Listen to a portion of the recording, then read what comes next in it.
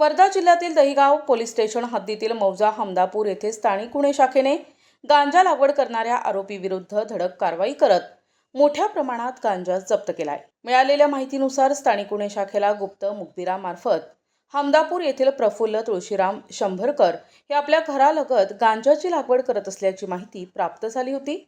या माहितीच्या आधारे पोलिसांनी तातडीने छापा टाकला।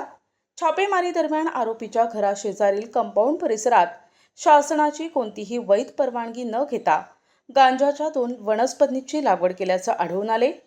पोलिसांनी घटनास्थळावरून सुमारे 4 किलो 92 ग्रॅम वजनाचा गांजा जप्त केलाय। जप्त करण्यात आलेल्या गांजाची अंदाजे किंमत 81,840 रुपये असल्याचे सांगण्यात आले। या प्रकरणी आरोपी प्रफुल्ल तुळशीराम शंभरकर यांच्या विरुद्ध दहेगाव पोलीस ठाण्यात NDPS कायद्यान्वये गुन्हा दाखल करण्यात आला असून पुढील तपास पोलीस करत आहेत।